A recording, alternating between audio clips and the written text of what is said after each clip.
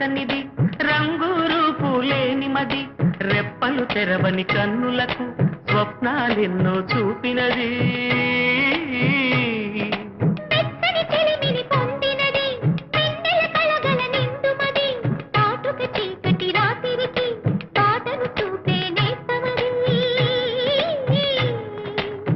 చేతికి